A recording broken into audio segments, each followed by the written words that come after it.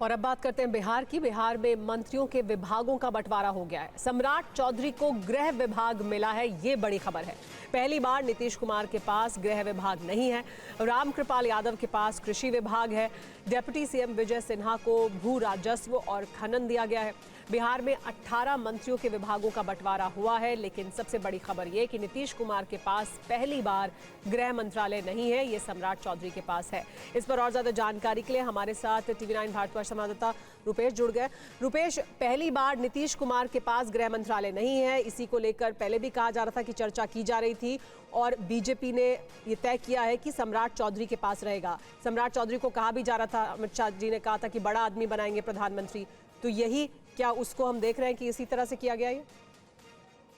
देखिए, नीतीश कुमार बिहार के मुख्यमंत्री बने हैं और नीतीश कुमार के अलावा जो 26 मंत्री हैं, उन सभी 26 मंत्रियों के विभागों का बंटवारा कर दिया गया है। चाहे वो जेडीयू कोटे के हैं, चाहे बीजेपी या फिर अन्य सहयोगी पार्टियों के कोटे के जो मंत्री बने हैं, उनके विभागों का सभी विभागों का बंटवारा कर दिया गया। और सबसे अहम है गृह विभाग, जिसको लेकर के खींचतान जेडीयू और बीजेपी के बीच चल रही थी। नीतीश कुमार किसी भी हालत में गृह विभाग छोड़ने को तैयार नहीं थे, पहले भी और अब भी। पिछली बार यानी कि 2020 में जब जेडीयू को मात्र 43 सीटें मिली थी, तब भी बीजेपी ने कहा था कि गृह विभाग बीजेपी को मिलना चाहिए, क्योंकि वो बड़ी पार्टी है, बड़े भाई हैं। लेकिन नीतीश कुमार अड़ गए थे।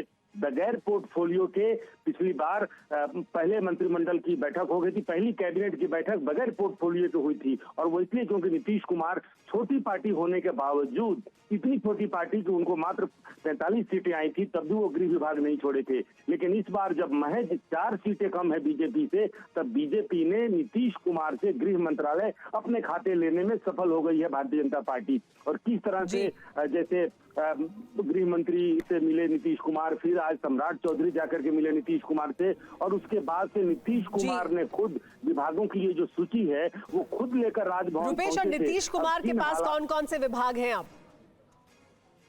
देखिए, नीतीश कुमार के पास अगर अब बड़े विभाग को देखें तो जो सामान्य प्रशासन विभाग होता है, सामान्य प्रशासन विभाग ही बड़ा विभाग उनके पास रह गया है। इसके अलावा जो अन्य विभाग जो किसी भी मंत्री के पास नहीं है, वो लिखा जाता है कि जो किसी भी मंत्री को विभाग जो नहीं दिए गए हैं, वो मुख्यमंत्री के पास होता है। लेकिन सबसे बड़ा विभाग इस वक्त नीतीश कुमार के पास सिर्फ और सिर्फ जो सामान्य प्रशासन विभाग है वो रह गया है। लेकिन गृह विभाग जो नीतीश कुमार वो अब उनके पास से जी रुपेश वो सम्राट चौधरी के पास चला गया है, यानी अब वो बीजेपी के खेमे में चला गया है विभाग, जो अहम विभाग माना जाता रहा है अभी तक बिहार में। बहुत शुक्रिया रुपेश तमाम जानकारी के लिए। और अब बात करते हैं बिहार की। बिहार में मंत्रियों के विभागों का बंटवारा हो गया है। सम्राट चौधरी को गृह विभाग मिला है, ये बड़ी खबर है। पहली बार नीतीश कुमार के पास गृह विभाग नहीं है। रामकृपाल यादव के पास कृषि विभाग है। डिप्टी सीएम विजय सिन्हा को भू राजस्व और खनन दिया गया है। बिहार में 18 मंत्रियों के विभागों का बंटवारा हुआ है, लेकिन सबसे बड़ी खबर यह कि नीतीश कुमार के पास पहली बार गृह मंत्रालय नहीं है, ये सम्राट चौधरी के पास है। इस पर और ज्यादा जानकारी के लिए हमारे साथ टीवी9 भारतवर्ष संवाददाता रुपेश जुड़ गए। रुपेश, पहली बार नीतीश कुमार के पास गृह मंत्रालय नहीं है, इसी को लेकर पहले भी कहा जा रहा था कि चर्चा की जा रही थी और बीजेपी ने ये तय किया है कि सम्राट चौधरी के पास रहेगा। सम्राट चौधरी को कहा भी जा रहा था, अमित शाह जी ने कहा था कि बड़ा आदमी बनाएंगे प्रधानमंत्री, तो यही क्या उसको हम देख रहे हैं कि इसी तरह से किया गया है?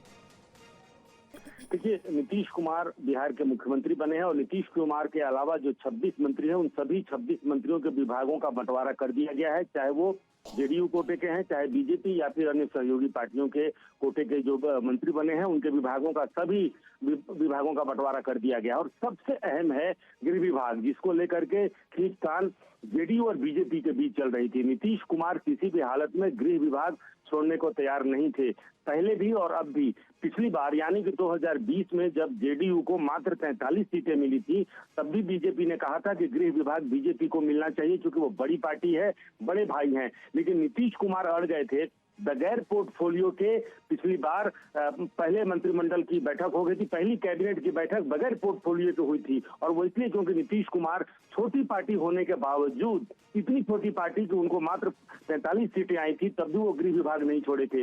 लेकिन इस बार जब महज 4 सीटें कम है बीजेपी से, तब बीजेपी ने नीतीश कुमार से गृह मंत्रालय अपने खाते लेने में सफल हो गई है भारतीय जनता पार्टी। और किस तरह से जैसे गृह मंत्री से मिले नीतीश कुमार, फिर आज सम्राट चौधरी जाकर के मिले नीतीश कुमार से, और उसके बाद से नीतीश कुमार ने खुद विभागों की ये जो सूची है वो खुद लेकर राजभवन रुपेश, और नीतीश कुमार के पास कौन कौन से विभाग हैं अब?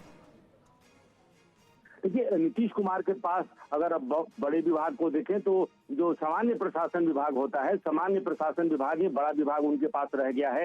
इसके अलावा जो अन्य विभाग जो किसी भी मंत्री के पास नहीं है, वो लिखा जाता है कि जो किसी भी मंत्री को विभाग जो नहीं दिए गए हैं वो मुख्यमंत्री के पास होता है। सबसे बड़ा विभाग इस वक्त नीतीश कुमार के पास सिर्फ और सिर्फ जो सामान्य प्रशासन विभाग है वो रह गया है। लेकिन गृह विभाग जो नीतीश कुमार वो अब उनके पास से जी रुपेश वो सम्राट चौधरी के पास चला गया है, यानी अब वो बीजेपी के खेमे में चला गया है विभाग, जो अहम विभाग माना जाता रहा है अभी तक बिहार में। बहुत शुक्रिया रुपेश तमाम जानकारी के लिए।